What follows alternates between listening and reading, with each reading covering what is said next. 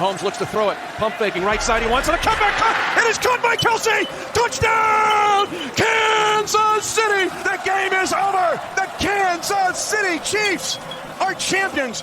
How about those Chiefs? Welcome to another episode of the Kingdom Corner here with Dale and Andrew. We are recapping this week's victory against the Jets. But before we do, we want to remind you, one thing you can do to really help us out and help this podcast out is make sure you share this, make sure you like it, make sure you comment on the episode, whether you're listening on Apple Podcasts or Google or Spotify or YouTube or wherever you're at. Make sure you comment and share this with your friends. That just helps all the algorithm things. As we know today, algorithm is the thing that makes you or breaks you anymore, it seems like. Yeah. So we just need your help. We can't do without you. So we appreciate you listening and all your support. So help us out with that this week, if you would. So the Jets, that didn't turn out to be quite the game we thought, did it, Dale? Well, it looked like it in the first quarter. It was going to be the game we thought it was going to be. To get out to an early 17-point lead, looked like the Chiefs could not be stopped. Everything was working. Everything was clicking. And then the safety, which I'm sure we'll get into. But, yeah, it did not look like the game we thought it was going to be. But, I mean, a win's a win in the NFL. It's October. It was October 1st, so first game in October. So we'll take the dub. We won't remember this in January or February, this game. Also looks like a win and counts as a win on the score sheet. So that's what really matters when it comes down to it. So, and I know we're early into the season still, but even with that win last night and the Dolphins losing yesterday, the Chiefs are now the number 1 seed in the AFC if the season were to end today. So still a lot of games left, but don't hold your heads down low. The Chiefs are still in a great spot. So they're well, the number 1 seed, the best spot. Yeah, that's right. That's right. They're exactly where they thought they'd be, right? Yeah. Exactly where they thought they'd be. Yeah. And we know, as we've watched from years past, that they're just going to continue to improve as the season progresses as well. So nothing to worry about early in those. A few things we want to clean up, but overall we're in a good spot. So moving on to the game here. So the Chiefs, started off hot, but then the momentum really shifted there with that safety. There's a lot of controversy on whether that started in the end zone, out of the end zone, whether it should have been a safety, where it should have been on the one, all those things. And so you can call it whatever you want, but the fact is they still called it, and so it still counts as a safety on the scorecard. And so, but that seemed to me, Dale, like that changed a lot of the momentum of the game. Right. Yeah, that it gave the New York Jets life, I think, and they saw it. And the broadcast didn't cover it, but Tommy Townsend's free kick, that thing went like 80 yards. Yeah, that's pretty impressive. You usually don't get a touchback on a free kick. But anyway, the safety was definitely a face mask, but I thought it was, and the referee on TV came on and said, hey, definitely in the field of play, should not have been a safety, but it is what it is. And so we just continue to move, but that didn't seem like give them a little bit of momentum. And then Zach Wilson threw the ball like a magician. I mean, my goodness. He threw it. It was hitting his guys everywhere. And thank goodness it only lasted a quarter. Yes, absolutely. I mean, honestly, on that very first drive after that safety, they should have had a touchdown on that one, but he just missed some wide open guys on that drive. And he hit and the guy dropped his ball in the end zone. The guy dropped the ball in the end zone. I mean, it should have been a touchdown. So it could have been a totally different game, but glad it wasn't. Yeah. But I thought the Chiefs could have scored at the end and won. But anyway.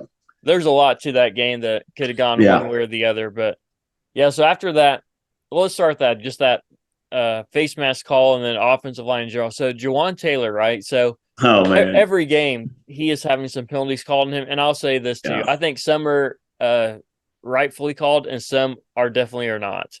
The thing is, people would point out is like the illegal formation against him and so forth. You watch every NFL game, almost every game, you're going to see somebody lining up as much or worse than Taylor has been and not getting called. And they just seem, in my opinion, in my humble and accurate opinion, that they that they're just kind of pointing him out, unfairly, really, and making just making a model of him. And an example of him of what they don't want people to do instead of calling it equally across the board.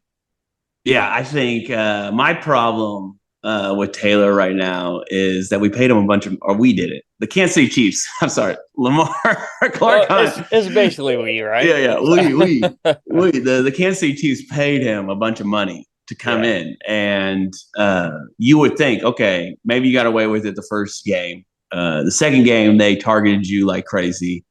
And as a professional and someone that you would think like Brett Veach and Andy Reid and Clark Hunt all thought like, hey, this guy's worth the money, he would figure it out. And sadly, at this point, he has not figured out. It seems like that quick step, he gets behind. He doesn't get that quick step. And we are getting abused. And luckily, it's not Pat's blind side. It's, he can see the pressure coming on that side of the ball. So that's the good news. But you would think that he would have it cleaned up by now. I mean, that was the fourth game of the season. Hopefully, against Minnesota, he can have it cleaned up and have a pretty good game. Yeah. Well, and I think that both him and Donovan Smith, which Donovan Smith's been playing a little bit better, but still having his struggles as well. Yeah. But I think both those two new tackles that we have, they're going to be just like when Orlando Brown came in. I'm not saying Orlando Brown is the all-pro that people claim him to be or that he claims himself to be, but he did improve with his time with the Chiefs as learning how to play with Pat, because playing with Pat and blocking for him is much different than any other quarterback because of how he moves in moves in the pocket and how he keeps plays alive for such a long time. So how's the Orlando's Browns new team working out for him? Not well for him. And I've already seen on Twitter the Bengals fans are already turning on him. So they were singing his praise as he came in this offseason, said, man, I can't believe the Chiefs let this guy walk out of the building. And now they're saying, why did we sign this guy? I mean, I'm seeing that from multiple people on the Twitter sphere, right? Or on X, I guess now. X, please, a little respect. A little respect for Elon. Let's get a little. On X, so... Yeah, their mindset on Orlando Brown is quickly changing already. Yeah. Anyway, that's just pettiness for us. Sorry. All right, we'll move on from that. But I'll say this: in the first quarter, maybe even a little bit halfway through the second quarter too, our offensive line overall still played pretty well. Oh yeah, they're protecting Pat, giving him lots of time, and then. It's just like the Jets figured it out, and they started doing these stunt moves, and especially in the second half there, Mahomes was getting almost no time in the pocket. I mean, whatever he was doing, whatever the offensive line was even trying to do, it was not working out for him, and Mahomes was scrambling on almost every play, seemed like, in the second half. Yes, he was, and he had some big scrambles that were huge. I know one got called back for holding, but other than that, man, he had some big runs. I think, fortunately for us, he did not lead the team in rushing. That's right. Pacheco had the game of his career so far. Yeah.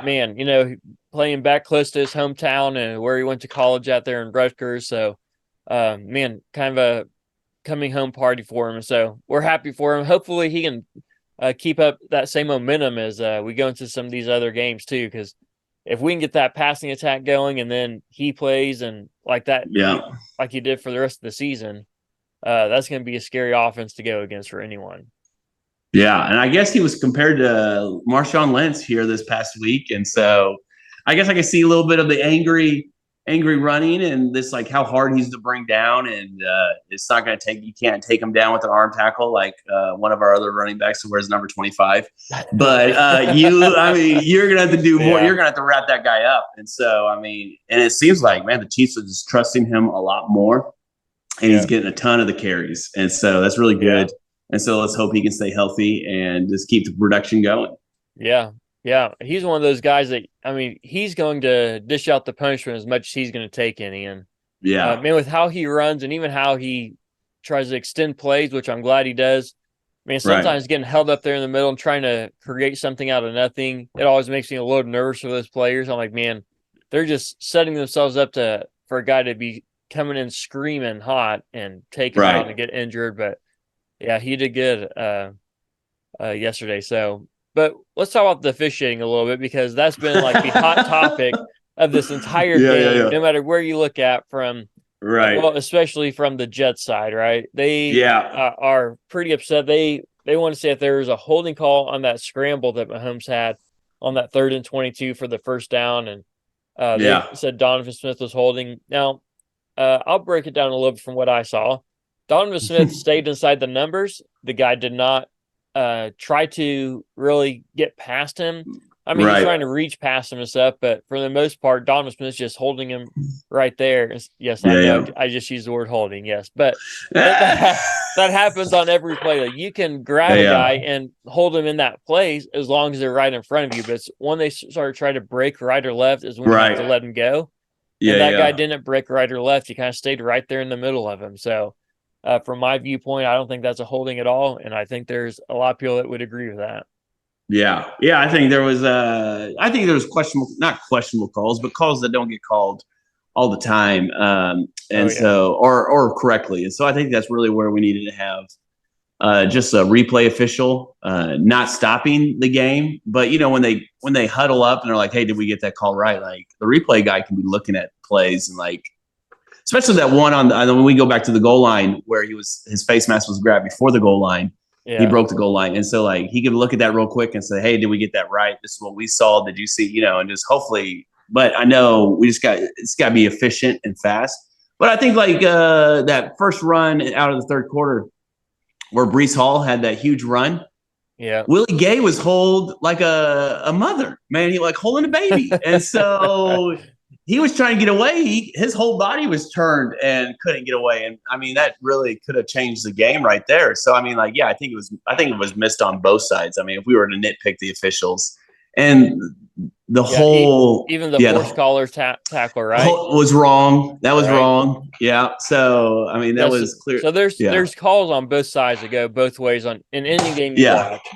And so the problem is, or maybe the fact is, that you just have to play the game that's in front of you, right? You can't base yourself on one or two calls. If you're banking on one or two calls going your way from the officials, you're probably not going to win that game anyways. You have to play your game no matter what the officials are calling or not calling. Right. Yeah. Now, what do you think about the Sauce Gardner hold against Juju at the end? Oh, yeah, that's the other big one they're talking about, right? Okay, yeah. If I'm looking at it, I think it's a hold. Yeah, so, I think and I know a lot of people are saying it's not, but and maybe I'm just too skewed in one direction for the Chiefs, right?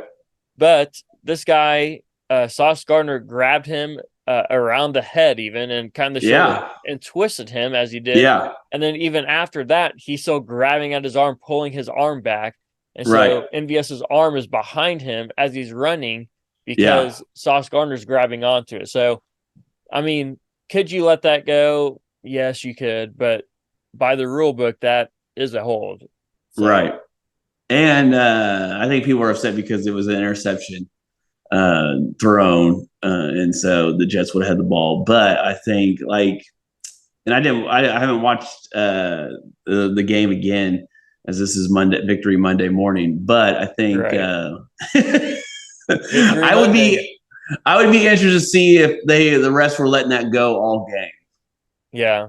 And then they just blew the whistle. And it's like, I really do think refs should be full time. And I think they should get fined and penalized they should get grades. And then after each game, they should be given, I mean, maybe they wouldn't like that. I don't know. But, and maybe it wouldn't be per game. Maybe it'd be like per quarter of the season. So you have 4 games. We're going to grade you on this. Hey, you're terrible. You miss this many calls, or get better, or you don't have a job. So I mean, it's just like any other job. Yeah, and part of that too is the officials. They have their own union as well and collective bargaining agreement. In the NFL, and I'm kind of in the middle of that too, though. So I agree with part of that. You want those officials to get it right, but the other side is you want the human element to still be in there. Sure. I don't think we should replay every game or have an official in the booth that says, "Okay, you got that right or wrong." Because if that's the case, we're going to get holding on every single play, in every single game, and it's just going to be who can get the most safeties at that point, because no one's ever going to progress. So I'm not about correcting every play that comes through here, right? So Right. Maybe not every. I guess I wouldn't be in favor of every play, but like just the calls or the no calls or like calls or the no calls. Yeah. That sounds like every play. The call. No, I'm talking about that is every play. If you say that's we're only not going to review if we're saying we're only calls gonna, or no calls. So like say they don't we're call only going to pass review interference. the calls and no calls. Yeah, all right, say they don't call pass interference. Yeah. And it was a blatant pass interference. Like let's go to the what was it, Minnesota versus the Saints. Yeah. Like the blatant, like got there before the ball was even thrown, took them out of the play. Like, hey, you missed one. I hear you. But I'm not saying like every like the ones where like, oh, okay, this like you threw the ball down and the guy was had both arms around him. He was way too early before the ball. Like the bang bang. I think there's got to be like a give and take with like, hey, officials got to make calls, but then like you missed a big one. Like he led with his head and took him out. Some of those guys are moving so fast. There's no way the normal eyeball can see all and like see it all and happen. So I understand the human element. I get your point, but I mean, if you take the human element out, then it takes part of the fun out of it too.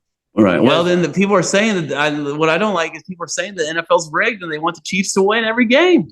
Okay, well, if you watch the NFL, you can know that it's not rigged. Now, how I can tell you, there's a safety called on the Chiefs that wasn't a safety. There's a horse collar called on the Chiefs that wasn't a safety.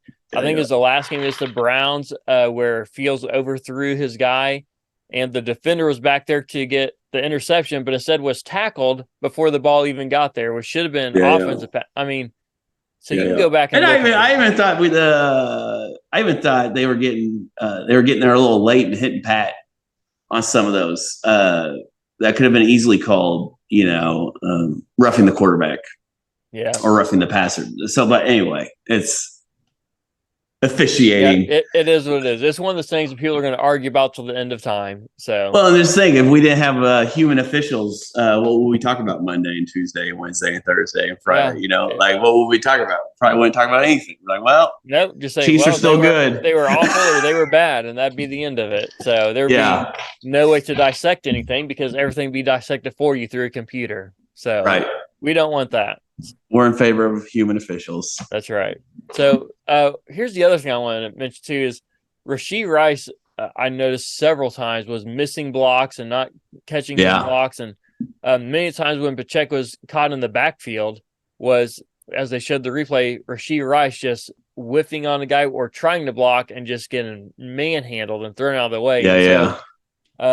With a lot of young wide receivers like Rice and Moore and some of these other guys, how can we, or how can the Chiefs, I should say, right? How can the Chiefs help these guys to get to that game level already, especially for time playoffs come?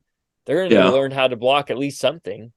Yeah, and I think it's these next couple games. Like we got Minnesota and then we got Denver.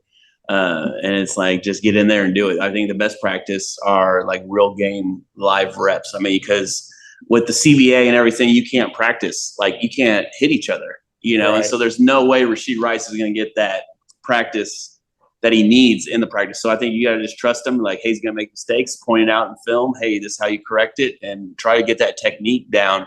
But yeah, I think there was a lot of things. Rashee Rice is still, I think, not running his routes as crisp. Same with Sky Moore as Pat once. And so, like, I think that one that would have extended the drive, but he went I think it was Sky Moore maybe. He went real wide instead of cutting it short and getting the first down to the sticks. So he was like maybe 2 or 3 yards beyond the sticks, which he didn't need. He just needed to get past the sticks. And so I think it's those guys just learn and figure out what they're trying to do. And Pat is so smart. He's like, I'm not trying to get 5 yards past the sticks. All we need is to get the first down. And so he's throwing it right at the sticks. And so I think that's they'll figure it out. They're smart guys. Andy Reid will get the boys ready. Yep. No, I agree. So the other side is I even saw Pacheco missing some blocks there when he was in there trying to protect the passer, where a guy was screaming, coming up behind. Oh, yeah. And Pacheco's running behind this guy trying to catch up with him. Like, dude, Yeah. you're so beat at this point. When you're Right. running after the guy going after Mahomes, you know Yeah. it's his guy that he just got beat on. So, And yeah, that's what McKinnon and Hilaire do pretty good at. They're pretty good pass blockers. And so I think, again, Pacheco's got to learn from those guys, and then they got to grow from that. But one thing I want to mention, because I know how much you love him, Trey Smith with that block to free Pacheco. Did you? Yeah, on that touchdown run, right? Yeah. Dude, that guy flew back 5 yards. I'm telling you, Trey Smith, you don't want to meet him in space because he will win. So that guy is huge. He is. He is an animal. Yeah. That was fun to watch. So anyway, all about that. So the other thing that was happening too is the Chiefs really let the Jets stay in that game. Yeah.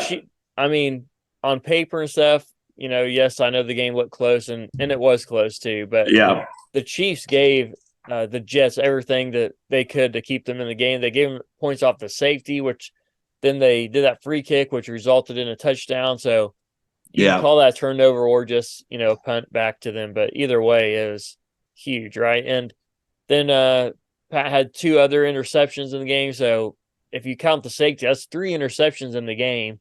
And if you include that safety as a turnover, then the Jets scored 13 points off of those. So that's a lot of points to, when you're only scoring 20 total. Yeah. A lot of points off turnovers there. So we got to clean up a lot of that stuff still. And, that's some of the things we talk about even in week 1 is, if it wasn't for some of these turnovers, we could have a much different game going on here. Right. So, and, the other side is, as long as you got Mahomes back there, though, you got a chance. Yeah. And those interceptions that Mahomes threw, they just did not look like him. No, they didn't. Throwing. Usually his throws are right on and either hit off the hands or he throws it where no one else can catch. It's like he just was throwing short. And you could even see him after the first one. He was kind of like, I got to throw it, And it's just, it was uncharacteristic for him to make those 2 interceptions. But hey, keep it going. That's right. Just keep it going. So there's a lot of people, because there's a lot of new Chiefs fans out there now since Taylor Swift has been following the Chiefs. And so there's a lot of them out there who are, really starting to doubt the Chiefs already. And because, they were down, they were kind of getting outplayed there in the latter part of the second quarter and either into the third quarter. The Jets came back even to tie up the game. And people were on there saying, well, might as well go ahead and count this as a win for the Jets. The Chiefs aren't showing up. And I just kept saying, people, you got to have faith. How quickly do we forget the 13-second game in the playoffs where the Chiefs come back to win, right? So that's exactly right. As long as you have Mahomes, you have a chance no matter what the score is. No matter what. And we were never down. We never trailed. So at best it was 0-0 in the third quarter. And we won 3-0. So which I'm sure people who were betting on the Chiefs were not happy because they had a chance to score a touchdown. And I think the deal was 8.5 -8. So if they would score that touchdown, people would have won money. They would have covered. But instead, that just shows you too. It kind of reminded me a lot of that Super Bowl play by McKinnon, right? Where instead of going for I wouldn't say the win because you might win, you might not, but instead of going for personal accolades and personal stats of touchdowns and stuff, you do the team. You play for your team instead, and you slide down short of the goal line to make sure your team can win. Right? Man. McKinnon did it in the Super Bowl to run out the time so the Chiefs could kick field goal and win. Mahomes did it so they could just simply kneel it out and win without giving the ball back. So when the Chiefs recovered that fumble with 7.5 minutes left in the fourth quarter, did you think that was going to be the last possession of the game? No, not at all. I did not. I didn't either. I mean, especially with how the Chiefs' offense have been struggling that game, I thought, okay, well, we can still score, but I thought it's not going to be an 8-minute drive here because they haven't been able to put anything together here. And, lo and behold, they only had to go like 50 yards, but it took them 8 minutes to go 50 yards. Really, Yeah. 49 yards. He slid down short of the goal line. So Yeah. So, but here's my question is, they're on that last drive, they were running the ball a lot, which I understand. They're trying to run the clock out. But Yeah. even with like 5 minutes left, they're still just running the ball almost every play. Yeah. And so if you're in that position, and I know, looking back now, hindsight is your best friend in these kind of things. So you can see what happened. And so you can say, well, don't question it, blah, blah, but without knowing the end result, if you're in that situation, there's 6 minutes left in that game. And, there's times they just kept trying sweeps and running the ball, and just every time, not every time, but almost every time, they're going to stop short, like gaining 1 yard, no yards, maybe even losing a yard. Are you calling it that conservative if you're the coach? No, not when you have 1-5 back there. I think you throw it on first down and then you run it on second down. This depends on what you get. So if you get 8 yards, you got to run it 2 more times. But if you don't get anything, you got to run. You got to get something positive. And I think I'd like to see more of let Mahomes dictate what's going on. Yeah. Like, let him read the coverage. Like, if he's like, oh man, there's 7 guys in the box, let's do a quick out. And I think that was part of the problem was when Mahomes would drop back, he had no time, and we were seeing that. And so I think that had something that had a factor into it. And so I think, just let him do some reading of the defense and let him check into what would be best. Like kind of what Tom Brady and Peyton Manning were doing at the end of their career, where they were kind of taking over the offense and they were calling it. And so I think Pat will get there, and that'll be pretty exciting to see. But hey, we're going to run here, we're going to run there, we're going to throw. This is what we're going to do. And so, definitely would like to see more of that than just like, hey, let's run at the middle for the 10th time and nothing happens. So are you trying to tell me that Patrick Mahomes isn't there yet? I don't think he's at the end of Peyton and Tom's career. Well, he's not at the end of his career, but are you saying that he doesn't have the mental side that they do yet? I would say not yet. All right, it's a bold. I'm just saying. I don't think I heard you say Tom Brady's better than Patrick Mahomes. I heard you. Well, 7 rings. 7 rings. That counts for something. Are you saying Peyton Manning's better than Mahomes as well?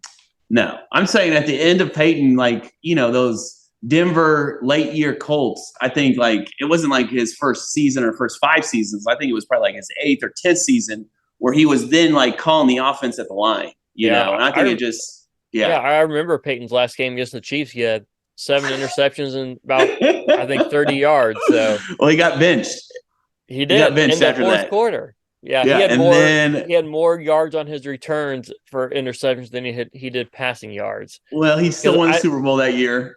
He did, but I'm still going to hold on to that. That started the streak for the Chiefs of this win streak against the Broncos. So I'm going to hold on to that as long as I can. Hey, hold on to that, brother. But I'm just saying. It'll get there. Pat did it. Pat even admitted himself he wasn't able to read defenses until his 3rd season. Yeah, and so we're in the So I think it just takes time. Right, it takes development. I know we're in this microwave culture where we want instant results. But they think it takes time for these guys, and so I think it's going to take time, and he'll get there. Yeah. Well, I think the big takeaway from this game is no one should panic. Right, the Chiefs are still all right. No, they're still first in the AFC. If the season ended today, they're still going to figure out their offense is improving week by week. And I know we might say they took a step back this week, but we played the Bears defense last week and the Jets defense this week, which are 2 totally different teams. The Jets are one of the best defenses in the NFL, as we discussed last week or previously leading up to this game. The stats don't always tell the truth, but even in the short season, the Jets defense gave up the most yards to the Chiefs that they have to anybody else this season. Right. They gave up more yards per rush to the Chiefs than they have anybody else this season. And they gave up a higher 3rd down conversion percentage to the Chiefs than they have to any other team this season. So the Chiefs' offense is still going to be all right. The Chiefs' offense is still finding their rhythm and improving week by week, and there's nothing to panic about. The Chiefs' defense, we were singing their praise, and rightfully so, for the first few weeks, and they kind of left us questioning a little bit yesterday too. And so but I think all that's going to be righted. I don't think that's. Oh yeah. I don't think it's going to be a trend that the Chiefs defense. I don't think it's fool's gold or anything. No. I think it's a real deal, and you're going to have some slip ups every here and every now and again, and so the Chiefs are going to be all right. Yeah, I think the Chiefs defense there, I think you just tip your hat to Zach Wilson in the second quarter because he was placing the ball in places that were unreal. And they were perfect. I mean, if you go back and watch those completions that he had against the Chiefs in the second quarter, because I say that because after that, he didn't look too hot. Yeah. And before that, he didn't look too hot. But he was placing the ball right where it needed to be and only where he could. I mean, Collinsworth even went through and, like, look at this pass. Like, this is great coverage. There's nothing you can, like those back shoulders are just so hard to defend. And so without getting a pass interference or something. And so just really, I think we did good. I think we did great on the run. Brees Hall, I think only had like 50-something yards, 56 yards, so. Yeah. But they only ran him 6 times, which is crazy to me. So he did average like 9 yards a carry. But they only ran him 6 times. So which you would have thought they would have been run heavy, but they were pass heavy, which was weird. Yeah, I mean, if I'm the Jets, I'm never giving Brees Hall less than 10 touches in a game. I mean 10, 15. I mean, you let him do something. I mean, I'd be wanting to give him a minimum of 15 to 20 touches per game. Yeah. Because that guy's electric with the ball in his hands. So I don't know if we mentioned it before or not, but Zach Wilson had the game of his career so far. Yeah. He had the highest passer rating against the Chiefs than he has in any other career game so far. So he literally played the best game he's ever played in his NFL career. So hats off to him, though. So, nothing but respect for him and what he did. Oh, yeah, definitely. So I think the Jets got out of there. I think they missed their strength. Their strength is their defense, right? And so, and then the run. And so I think they just had to figure out what their identity. I mean, throwing it 39 times with Zach Wilson, it sounds crazy to me. Yeah. It sounds crazy. Would you believe me if I told you that Zach Wilson had more passing yards than Patrick Mahomes? I would believe you. Well, you should because it's true. I mean, but if you knew that going into the game, that would not be something you'd really think was going to happen. Like, Zach Wilson more. I don't think so. But, and Pat threw it for 30 times. I mean, just to think just the balance. Where's the balance for the Jets? And so I'm glad they weren't balanced. But still, you would think like that backfield. That was kind of what I was scared of was that backfield with Bryce Hall and Dalvin Cook. You would have thought like, okay, we're just going to run down your throats. And our weakest part of our defense is the run stopping. So we'll see. Well, we're glad to have a Chiefs victory either way. And yes. Yeah. I know. It's Victory Monday, people. Celebrate. Wear your Chiefs colors with pride. Jump on the bandwagon now before it gets going really fast. And it's harder to jump on because it's going to get going. It's going to Ryan Reynolds and Hugh Jackman. I know it's just gaining momentum as we go. So jump on it now while it's still slow enough to jump on. So. And thanks for joining us in this episode of the Kingdom Corner, though. This episode is brought to you by Oh Hey Threads, where a portion of every purchase goes to support missions all over the world, one super soft tea at a time. We'll see you next time right here in the Kingdom Corner.